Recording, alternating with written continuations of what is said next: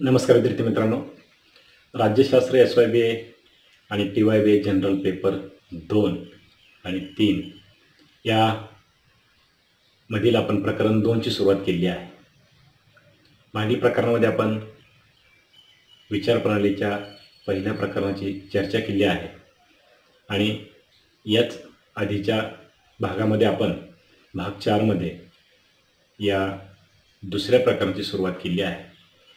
तर आज आपण या दुसऱ्या प्रकरणातील जो काही महत्त्वाचा पुढचा भाग आहे तो म्हणजे राष्ट्रवादाचे आधारभूत घटक किंवा राष्ट्रवादाची तत्वे याचा विचार करणार आहोत. तर राष्ट्रवादाची आपण जेव्हा व्याख्या पाहिली तेव्हा त्या ठिकाणी समान धर्म वंश या बाबींना महत्त्व दिलेलं दिसून आलं. म्हणजेच काय तर समान धर्म, समान वंश, समान भाषा, सांस्कृतिक एकता हे सर्व घटक राष्ट्रवादाच्या आधारभूत घटकांमध्ये येतात आणि म्हणूनच आपल्याला या घटकांची सविस्तर चर्चा या ठिकाणी करायची आहे. तर सर्वप्रथम राष्ट्रवादाचा जो काही आधारभूत घटक मानला जातो तो म्हणजे भौगोलिक एकता. भौगोलिक एकता म्हणजे एकाच भूप्रदेशामध्ये राहणाऱ्या लोकांमध्ये आपल्या राष्ट्राबद्दल किंवा एक राष्ट्र असण्याबद्दल एकमत होऊ शकतं किंवा त्यांच्यामध्ये अशी एकता दिसून येऊ शकते. म्हणून भौगोलिक एकता हे एक राष्ट्रवादाच्या निर्मितीचं किंवा राष्ट्रवादाचं आधारभूत घटक म्हणून मानला जातो. याशिवाय आपल्याला असंही लक्षात येईल की अनेक छोट्या छोट्या घटक राज्यांची मिळून जेव्हा राष्ट्र होतं त्यामध्ये सुद्धा भौगोलिक एकता कालांतराने जोपासली जाते आणि त्यातून राष्ट्रवाद निर्माण होऊ शकतो. याचबरोबर धार्मिक एकता हा देखील घटक तितकाच महत्त्वाचा आहे.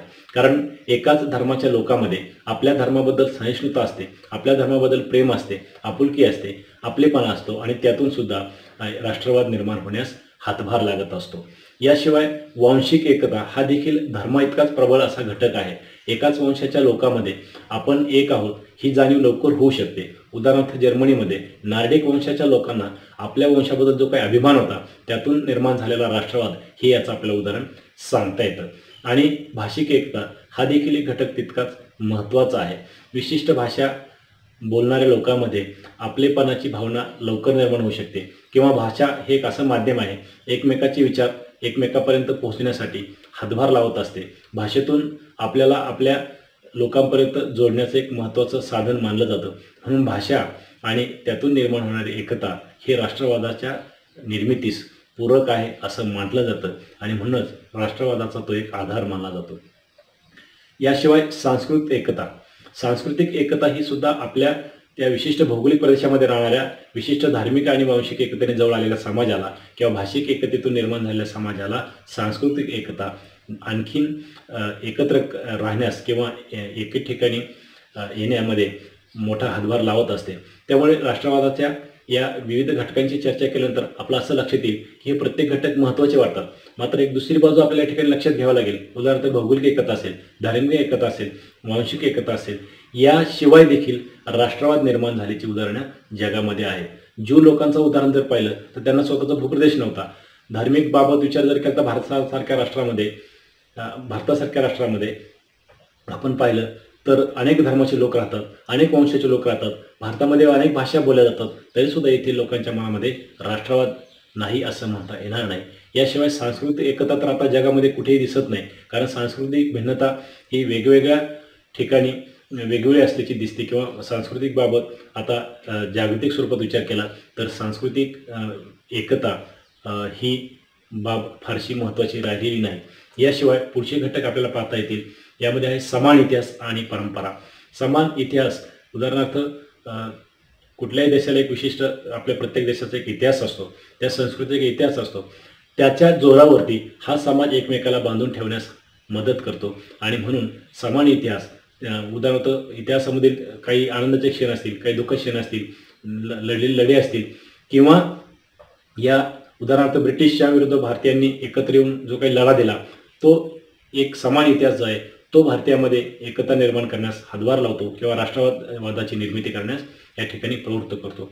याशिवाय समान आर्थिक हितसंबंध हा घटक देखील राष्ट्रवादाच्या निर्मितीचा एक आधारभूत घटक मानला जातो. कारण प्रत्येक राष्ट्रामध्ये किंवा समाजाचे आपले आर्थिक हितसंबंध गुंतलेले असतात आणि त्यातून सुद्धा अशा प्रकारचा राष्ट्रवाद जोपासला जाऊ शकतो. याशिवाय समान राजकीय आकांक्षा या राजकीय दृष्टीने महत्त्वाच्या असलेल्या घटकातसुद्धा विचार आपल्याला या ठिकाणी करावा लागतो आणि समान राजकीय आकांक्षेतून सुद्धा राष्ट्रवादाची निर्मिती केली जाते. उदाहरणार्थ पहिल्या आणि दुसऱ्या महायुद्धाच्या काळामध्ये जर्मनीमध्ये आणि इटलीमध्ये ज्या पद्धतीने राष्ट्रवादास हातभार लागला त्यातून समान राजकीय आकांक्षा हा एक होता. कारण पहिल्या महायुद्धामध्ये झालेली हानी भरून काढत असताना त्यांच्यावर लादलेल्या जास्त काठी असतील किंवा झालेला अपमानास्पद तह असेल, त्यातून ज्या काही नेत्यांनी राजकीय प्रबळ आकांक्षा बाळगल्या आणि त्यातून जर्मनीचं किंवा इटलीचं एकीकरण घडवून आणलं, अशा बाबत हा राष्ट्रवाद आपला दिसून येतो. त्याशिवाय राष्ट्रीय शिक्षण हा सुद्धा एक महत्त्वाचा घटक आहे. कारण शिक्षणाने व्यक्ती अधिक सक्षम बनतात. देशाचं आर्थिक, राजकीय, सामाजिक विकास व्हायचा असेल तर त्या ठिकाणचा शैक्षणिक जी पातळी आहे तिचा यामध्ये मोठा हातभार राहत असतो. याशिवाय एकत्र राहण्याची इच्छा हा घटक देखील राष्ट्रवादाच्या निर्मितीला एक महत्त्वाचा घटक मानला जातो. कारण एकत्र राहण्याची इच्छा तेव्हाच निर्माण होऊ शकते जेव्हा इतर सर्व बाबतीमध्ये त्यांच्यामध्ये समानता असते, एकजिनसीपणा असतो आणि त्यातून निर्माण होणारा विचार हा राष्ट्रवादाला प्रेरित करणारा असतो. अशा या घटकांची चर्चा आपण पाहिली आहे. मात्र या कुठल्याही घटकाचा आपण जर विचार केला तर आजच्या परिस्थितीमध्ये हे सर्वच घटक किंवा एका विशिष्ट घटकावर राष्ट्रवाद निर्माण होऊ शकेल असं मात्र आत्ताच्या परिस्थितीमध्ये शक्य नाही. कारण ज्या पद्धतीने पहिल्या महायुद्धात आणि दुसऱ्या महायुद्धाच्या काळात राष्ट्रवादाची निर्मिती झाली तर तो अतिरेकी स्वरूपाचा राष्ट्रवाद म्हणून ओळखला गेला. मात्र आज राष्ट्रवादाचं स्वरूप बदललेलं आहे. त्यामुळे अशा विशिष्ट एक किंवा दोन घटकावरती राष्ट्रवाद निर्माण होऊ शकत नाही. तर आजची जागतिक परिस्थिती बदलली आहे, जागतिक राजकारणाची दिशा बदललेली आहे. अशा परिस्थितीमध्ये जग हे छोटं होत चाललेलं आहे. जागतिकीकरणाच्या युगामध्ये व्यक्तींना केवळ आपल्या राष्ट्राची नाही तर आता सर्वच जग जणू काही एक राष्ट्र आहे किंवा सर्वच जगातील एकूण समाज व्यवस्था ही आपल्या कुठेतरी जवळीक आहे अशी एक भावना हळूहळू निर्माण होत आहे. त्यामुळे आपल्या राष्ट्राबद्दल असणारं प्रेम आणि इतर राष्ट्राबद्दल असणारा द्वेष हा जो काही राष्ट्रवादाचा एक मुख्य उद्देश पहिल्या आणि दुसऱ्या महायुद्धाच्या काळात जोपासला होता तो मात्र आता कमी होताना दिसतो. याचबरोबर आपण राष्ट्रवादाचे प्रकार या प्रकरणाच्या दृष्टीने महत्त्वाचे आहेत ते पाहणार आहोत. त्यामध्ये आपण उल्लेख केला आहे की प्रगतिवादी किंवा प्रागतिक राष्ट्रवाद जो आहे याचा एक आपल्याला विचार करायचा आहे.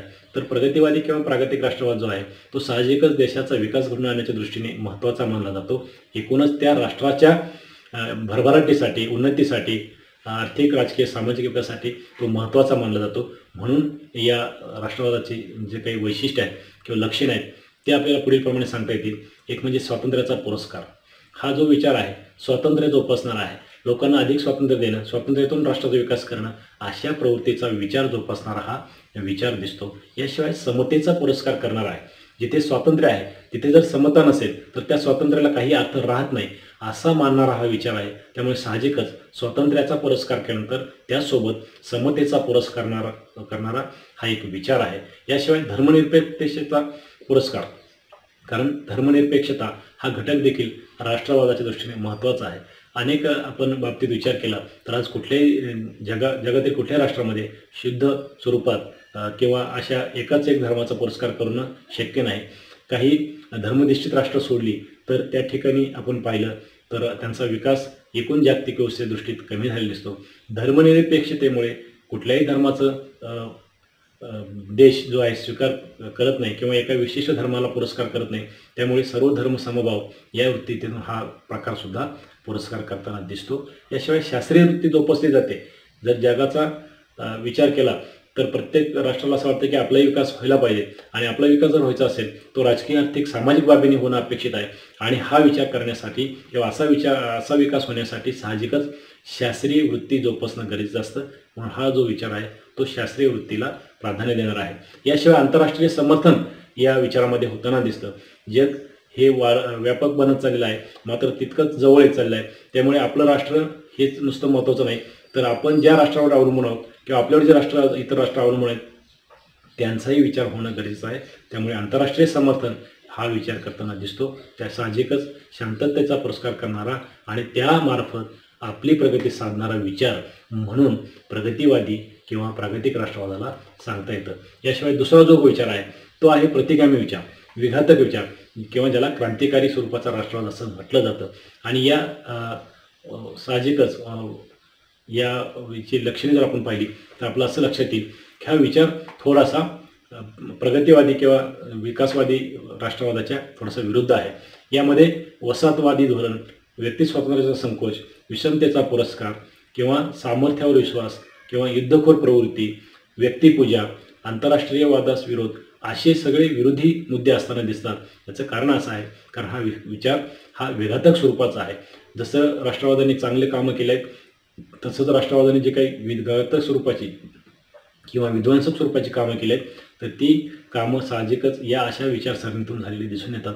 म्हणून हा विचार जो आहे तो साहजिकच आधुनिक काळामध्ये स्वीकारणारा विचार नाही किंवा आधुनिक काळामध्ये हा विचार दुर्लक्षित राहतो. तर याची लक्षणे काय होती तर असं आहे की वसाहतवाद म्हणजे आपण पाहिलं पहिल्या आणि दुसऱ्या महायुद्धाच्या दरम्यान काळामध्ये किंवा त्यापूर्वीच्या काळामध्ये जे काही विविध वसाहतवादी धोरणं असणारी किंवा साम्राज्यवादी धोरणातून इतर राष्ट्रांची पिळवणूक करणारा जो विचार होता तो हा विचार सांगतो. याशिवाय तिथे स्वातंत्र्य नसल्यामुळे व्यक्ती स्वातंत्र्याचा संकोच होणं हे साहजिक आहे. याशिवाय वेगवेगळी वागणूक किंवा अशा प्रकारचा आर्थिक स्तर वेगळा असलेल्या विशिष्ट घटकाला वेगळी वागणूक त्यामुळे साहजिकच त्या ठिकाणी विषमता निर्माण होताना दिसते. आणि सातत्याने आपल्या सामर्थ्यावर विश्वास ठेवल्यामुळे युद्धखोर प्रवृत्ती निर्माण होणं हे तितकंच साहजिक आहे. कारण आपला राष्ट्राचा विकास करायचा असेल तर दुसऱ्या राष्ट्राचा पराभव करणे किंवा दुसऱ्या राष्ट्रावर आक्रमण करणे अशी आक्रमक प्रवृत्ती निर्माण होऊन या ठिकाणी युद्धखोर प्रवृत्ती निर्माण होताना या विचारामध्ये दिसते. याशिवाय राष्ट्र एका विशिष्ट व्यक्तीच्याच मर्जी खातर चालताना दिसतं. उदाहरणार्थ पहिल्या महायुद्धाच्या काळामध्ये इटलीमध्ये किंवा जर्मनीमध्ये या ठिकाणी असणारे जे काही नाझी विचारसरणी असेल किंवा फॅसिझम विचारसरणी असेल या विचारसरणीने व्यक्तिपूजेला महत्त्व दिलं. एकच नेता एकच पक्ष अशा ज्या भावनेतून हा राष्ट्रवाद निर्माण होताना दिसतो. याशिवाय आंतरराष्ट्रवादाला सुद्धा हा विचार विरोध करणार आहे. कारण जर इतर राष्ट्रांचा या ठिकाणी आपल्याला विकास पावत नसेल किंवा देखत नसेल तर त्यावेळेस साहजिकच या ठिकाणी आपलंच राष्ट्र महत्त्वाचं, आपलाच पक्ष श्रेष्ठ, आपलेच लोक श्रेष्ठ असं समजून या ठिकाणी आंतरराष्ट्रीयवादास विरोध होताना दिसणं साहजिक आहे. तर अशा या दोन प्रकारासोबतच आपण या प्रकरणामध्ये राष्ट्रवादाचे मुख्य वैशिष्ट्ये किंवा राष्ट्रवादाचे आधारभूत घटक अभ्यासले आहेत. आणि या प्रकरणाच्या शेवटी जाता आपल्याला एक महत्त्वाचा मुद्दा अभ्यासायचा आहे तो म्हणजे आंतरराष्ट्रीयवाद किंवा ज्याला आपण आंतरराष्ट्रीयता असं म्हटलेलं आहे. आंतरराष्ट्रवाद हा एक व्यापक स्वरूपाचा विचार आहे. राष्ट्रवादामध्ये माझं राष्ट्र, माझ्या राष्ट्राबद्दलची आपुलकी, माझ्या समाजाची याबद्दल आपुलकी, माझ्या धर्माबद्दलची आपुलकी हा जो काही संकुचित विचार राष्ट्रवादामध्ये दिसतो हा याच्या पलीकडे जाऊन आंतरराष्ट्रीयवाद हा एका जागतिक स्वरूपाच्या कुटुंबाला जन्म देणार आहे. जागतिक स्वरूपाच्या एका कुटुंबाचा विचार करणार आहे.